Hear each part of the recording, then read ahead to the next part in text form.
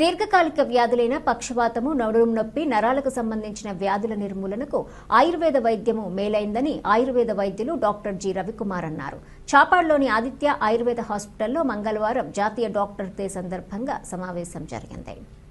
ఈ సందర్భంగా ఆయన మాట్లాడుతూ దీర్ఘకాలిక రోగాలతో బాధపడుతున్న రోగులకు ఆయుర్వేద వైద్యం అందుబాటులో ఉందన్నారు. నిత్యం ప్రజలు పని ఒత్తిళ్లతో, కుటుంబ సమస్యలతో సతమతమవుతున్నారన్నారు.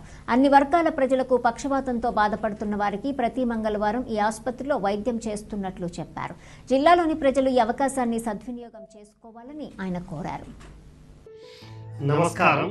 జాతీయ వైద్యుల దినోత్సవం సందర్భంగా ఈరోజు ఆదిత్య ఆయుర్వేద గ్రామం నందు ఒక చిన్న కార్యక్రమం నిర్వహించాము. గ్రామ పెద్దలందరూ దీనికి అటెండ్ అయ్యారు. చాలా సంతోషము. వచ్చిన అందరికీ చాలా థ్యాంక్స్. అలాగే ఈ ప్రోగ్రాంలో భాగంగా ఈ ఆయుర్వేద గ్రామం నుంచి ప్రతి మంగళవారము ఉచితముగా పెరాలసిస్ వచ్చినటువంటి పేషెంట్స్కు ఔషధము ఇవ్వబడును. దీనిని ఉదయం 10 గంటల నుంచి మధ్యాహ్నం 1 గంట వరకు ఈ ప్రోగ్రాం ఉంటుంది. దీనిలో ఎటువంటి కండిషన్లో ఉన్న వాళ్ళైనా కూడా వచ్చి ఔషధాన్ని ఉపయోగించుకొని ఆరోగ్యవంతులు కాగలరని నేను కోరుతున్నాను. ఈ ఔషధాన్ని ప్రతి 15 రోజులకు ఒకసారి తీసుకోవాల్సి ఉంటుంది పేషెంట్స్. అలాగే మేము ప్రతి మంగళవారము ఈ ప్రోగ్రాంను నిర్వహిస్తాము.